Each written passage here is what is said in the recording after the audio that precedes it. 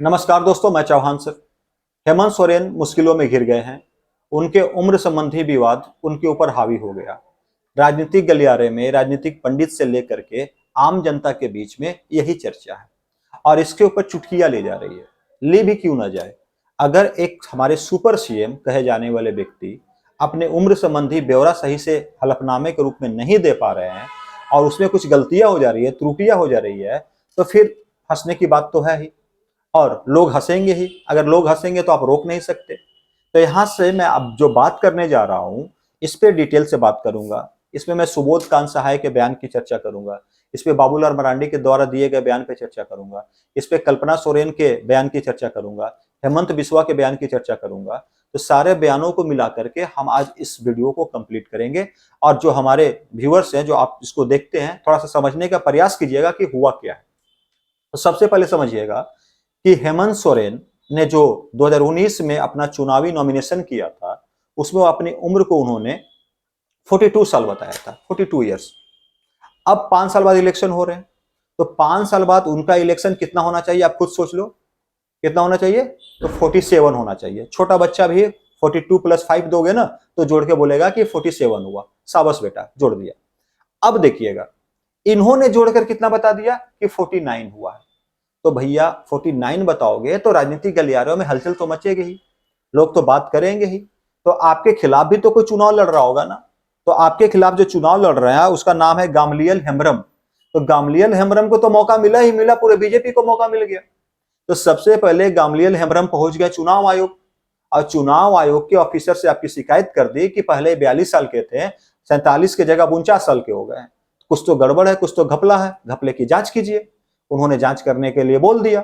साथ ही एक मुद्दा और इसमें आ गया है, जैसा कि कई न्यूज़पेपर में छपा है। आप देखिए, न्यूज़पेपर की कटिंग्स आपके सामने आ जाएगी कि आप आज तक देखिए, आप जी न्यूज को देखिए, एनबीटी को देखिए, सब जगह चीजें छपी हुई है कि इनका जो 10 लाख का जमीन था 2019 में, उस जमीन की कीमत 2024 में कितनी हो गई, तो 4,75,000। तो भैया प्रॉपर्टी का रेट बढ़ता या घटता है, मेरे समझ में तो नहीं आ रहा। मैंने तो आज तक यही देखा है कि 2-3 साल बाद जमीन का रेट भाग जाता है। आज 1 लाख लिया तो कल 1.5 लाख, 2 लाख, 3 लाख ऐसे हो जाता है। लेकिन इस केस में जमीन का रेट ही गिर गया। इसके ऊपर भी कंप्लेन दर्ज हुआ है। तो 2 मामले चल रहे हैं, लेकिन इसमें सबसे ज्यादा मामला हाइट कौन सा है, तो एज का मामला है। तो एज के मामले पे बहुत सारी बातें सामने आ रही है। अब ये बातें सामने आ रही है, क्या हेमंत सोरेन की सदस्यता रद्द हो जाएगी।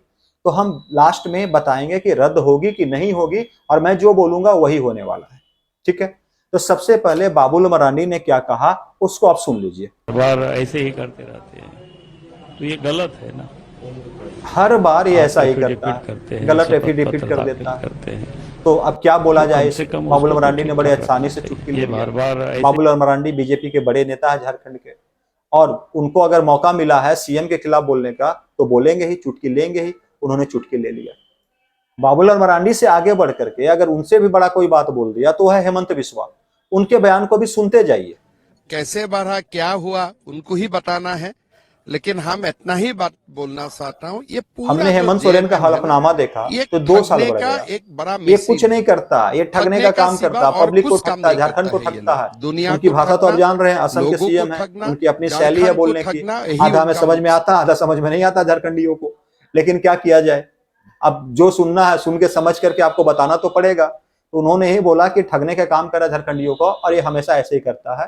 लास्ट में उन्होंने एक शब्द गजब का बोला, ये भी सुनिए। इसका नहीं, मैं तो मानता इसको हूँ हराना नामांकन नहीं रद्द है, नहीं होना चाहिए, सॉरी, जनता इसको इसको हरवाना जिताना चाहिए। नहीं है, इसको हरा कर भेजना है। इसका इसका नामांकन रद्द नहीं करवाना, नहीं, इसको मैं हरा तो कर भेजो, मानता हूँ नामांकन तब रद्द नहीं इसका होना इज्जत जाएगा। चाहिए, जनता ये इसको हां तक हरवाना इन्होंने चाहिए। बोल दिया।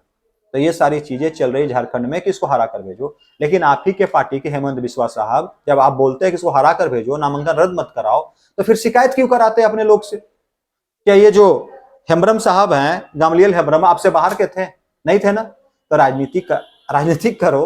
लोग देख रहे हैं कि राजनीति आप कर रहे हो, राजनीति होती है, आपको करना चाहिए। लेकिन ये बात नहीं बोलना चाहिए था, क्योंकि आपने खुद पहले कंप्लेन करवा दिया। आप बोलते को नहीं, इसको नामांकन रद्द मत करो, इसको हरा कर भेजो। अरे भैया, चुनाव फंस गए क्यों, तब नामांकन ही रद्द कराना था। तो सबसे पहले मैं बता दूं कि एज का फैक्टर थोड़ा सा यहाँ पे हावी हो रहा है, लेकिन एज के फैक्टर को मैं बड़ा फैक्टर नहीं मानता। चुनावी मुद्दा क्या होना चाहिए? विकास का मॉडल होना चाहिए। चुनावी मुद्दा रोजगार संबंधी बातें होनी चाहिए, बेरोजगारी को दूर करने की बातें होनी चाहिए। तो बीजेपी भी किस पे लेके बैठ गई है मुद्दा? तो भैया हेमंत सोरेन का एज फैक्टर, इसको हटा दो। अरे हेमंत सोरेन को हटाकर क्या कर लोगे? मैं तो बता दूंगा कि हटेंगे कि नहीं हटेंगे, मुझे भी पता है और आपको भी पता है। आप जनता के सामने बखान कर रहे हो, झूठ मूठ का हल्ला कर रहे हो, उससे कुछ होता नहीं है। तो सबसे पहले मैं आपको एक बयान दिखाना चाहता हूं कल्पना सोरेन का। कल्पना भाभी का बयान सुनिए, उन्होंने क्या बोला। एज इतना बड़ा फैक्टर हो गया है। अगर देखिए उसमें टेक्निकली क्या एज का टर्म को फैक्टर यूज इतना किया बड़ा जाता है, मुद्दा मैं नहीं है। उसको उसके बारे में टेक्निकली मुझे इसके मैं बारे में ज्यादा मेरी तरफ जानकारी से नहीं बोलना है, गलत होगा। लेकिन मैं इतना लेकिन मुझे बताना लगता चाहता हूं है कि कि लोग अगर हेमंत सोरेन से डर गए आप हैं और डर कर इतने ऐसा डर काम गए कर हैं रहे हैं। हेमंत सोरेन और जी सही से बात है कि कि आपको एज का मुद्दा ही फैक्टर को नहीं मिल लेकर के रहा तो है लड़ना नहीं और चाहिए। आप ऐसी ऐसी अगर बातों कोई को एज का लेकर के मुद्दा आ है तो रहे आप हैं जिससे दे आपको ये दीजिए, लग रहा है, आपको चुनाव पता आयोग चल गया देखेगी, है, कार्रवाई क्योंकि करेगी। अगर आप नामांकन लोगों ने रद्द करना अपना होगा तो नामांकन रद्द करेगी। इस पे सबसे सटीक बयान अगर किसी का आया है तो आया है सुबोध कांत सहाय का, जो मुझे भी सुनकर अच्छा लगा। लेकिन इसी बयान में सुबोध कांत सहाय ने मोदी जी के ऊपर टिप्पणी भी की जो मुझे पसंद नहीं आया। सुनिएगा। कोई मोदी जी वाला सर्टिफिकेट का प्रॉब्लम नहीं है हेमंत सोरेन का। ये बीआईटी मिश्रा में यही पढ़ते थे। सर्टिफिकेट देख ले, इस पे इतना बीआईटी बहस मिश्रा क्या का है, बीआईटी और मिश्रा से उन्होंने पास किया है, तो एज तो वहां पे प्रूफ होगा ही। और मुद्दा तो मोदी जी का भी सर्टिफिकेट का है, लेकिन उस पर लोग चर्चा नहीं करते, ऐसी बातें की। देखिए सर, आप झारखंड लेवल के नेता है, इतने बड़े लेवल के नेता नहीं है। मोदी जी को आप छोड़ दीजिए, मोदी जी के लिए राहुल गांधी को रहने दीजिए, वो अपना देख लेंगे उधर, आपको चर्चा करने की जरूरत नहीं है। आप झारखंड के हो, झारखंड में तो कोई पद भी नहीं है आपका सही से, आप झारखंड के नेता के ऊपर चर्चा करें ना। क्यों नहीं आपको दिखता है कि आपके नेता के घर में, आलमगीर आलम साहब के घर में करोड़ों रुपया पकड़ा जाता है? क्यों नहीं आपको दिखता है कि आपके धीरज साहू जो सांसद है उनके घर में करोड़ों रुपया मिलता है? क्यों नहीं दिखता है स्वास्थ्य विभाग में कितना करप्शन हुआ है? थोड़ा सा उधर भी देख लो। लेकिन आपके बयान पे मैं आता हूं। आपने जो बोला कि सर्टिफिकेट को देख लिया जाए, ये सबसे अच्छी बात है। अगर हेमंत सोरेन के सर्टिफिकेट को जांच किया जाए तो हेमंत सोरेन का जो डेट ऑफ बर्थ है वो 1975 का है, और 1975 और 24 में आप देखोगे अंतर तो 49 का होता है। तो जो इस बार हलफनामा दिया गया है एजुकेशन के हिसाब से हेमंत सोरेन ने एकदम परफेक्ट दिया है। तो फिर बात कहां खराब हो गई? यानी इसका मतलब है 2019 में हेमंत सोरेन के लोगों ने गलती कर दी थी, और जो उम्र उनका 42 दिया था वहां पे उन्होंने गलती किया था, क्योंकि वहां पे उम्र उनकी 43 होनी चाहिए थी। तो सारी गलती कहां निकल के आ रही है? तो सारी गलती 2019 में आ रही है। तो 2019 में जिन्होंने हलफनामा दाखिल किया, देखिए क्या होता है ना, हमारे झारखंड में, हमारे भारत में क्या होता है ना कि आप वोटर कार्ड बना लो तो वोटर कार्ड में कुछ और डेट ऑफ बर्थ निकाल के दे देता है, कितना भी सुधार करने की कोशिश करो हमेशा वही आ जाता है। मेरे साथ भी समस्या है, वोटर कार्ड में डेट ऑफ बर्थ अलग है, बट हमारा सर्टिफिकेट, हमारा आधार कार्ड, हमारा पैन कार्ड सब अलग है, वही भी हो सकता है, ये भी बात कही गई है। तो इस पे हल्ला करने की आवश्यकता नहीं थी इतना जितना किया जा रहा है। और अगर निर्वाचन आयोग इसकी जांच करेगी तो मैं आपको क्लियर बोल देता हूं, निर्वाचन आयोग सही पाएगा कि हेमंत सोरेन की उम्र 49 ईयर्स है अभी, और हेमंत सोरेन को डिस्क्वालीफाई इस आधार पे नहीं किया जा सकता। ये मेरा वर्डिक्ट है, ये मेरा बात है, और मेरा बात आगे आप देख लेना। ये हेमंत सोरेन चुनाव लड़ेंगे बरहेट से, इस मुद्दे पे तो उनको नहीं हटाया जा सकता, ये मेरा क्लियर कॉन्सेप्ट है। तो जो बयानबाजी चल रही है, बयानबाजी राजनीतिक कार्यालय में चलती ही है। अब थोड़ा सा देखना है कि जयराम महतो इस पे क्या बोलते हैं।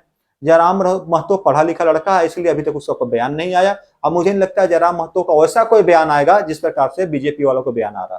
तो एक हेमंत सोरेन साहब को एक रिक्वेस्ट है कि पढ़े लिखे लोगों को रखिए अपने टीम में, ताकि वो लोग रोजगार दे सके, लोगों को बेरोजगारी को दूर कर सके, अगर आपको टर्म मिलता है तो। नहीं तो हेमंत सोरेन साहब आपको तो टाइगर जयराम से इस बार खतरा हो गया, तो थोड़ा सा बच के, टाइगर आया हुआ है, टाइगर जाल में फंसने वाला भी नहीं है। इसलिए थोड़ा सा, भले रिजवान क्रांतिकारी को आप ले गए, टाइगर को आप ले जाने के लिए सोचना पड़ जाएगा। तो मैं साफ साफ बोलता हूं कि ऐसी टीम बनाइए सर जो सही टाइम पे रोजगार दे दे। जैसे सही टाइम पे चुनाव करा दिया जाता है, निर्वाचन आयोग वाला को हायर कर लीजिए ना। इतने बड़े देश में, इतने बड़े राज्य में पूरा का पूरा चुनाव करा देता है, तो उन लोग को बुला लीजिए, जेसीसी को भंग कर दीजिए, उन लोग को बोलिए कि मेरे राज्य में भैया करा दो एग्जाम कंडक्ट, ये सही से करा देगा, कहीं कोई दिक्कत ही नहीं होगा। तो आपके साथ युवा अगर दूर हो रहे हैं ना, तो बस इसी मुद्दा पे हो रहे हैं। आपने क्या बोल दिया था, सुअर पालन करो, मुर्गी पालन करो। तो भैया सब सुअर पालन मुर्गी पालन नहीं कर सकता। थोड़ा सा देखिए, पढ़े लिखे युवा हैं, दिन रात पढ़ाई कर रहे हैं, कोचिंग का फी भर रहे हैं, लाइब्रेरी का फी भर रहे हैं, और नेट से कनेक्ट होकर के ऑनलाइन क्लास भी कर रहे हैं। ऐसे लोग मुर्गी पालन, सुअर पालन कैसे करेंगे? सबको एक तराजू में मत तौलिए। नौकरी देने का प्रयास कीजिए, देखिएगा आप झारखंड के सुपर सीएम कहलाएंगे। और नहीं तो फिर जयराम महतो जैसे लोग, आज एक आया है, कल 2 आएंगे, परसों 3 आएंगे, और आने वाले 10 साल में आपकी स्थिति खराब कर देंगे और बीजेपी भी आपकी स्थिति को खराब कर देगा।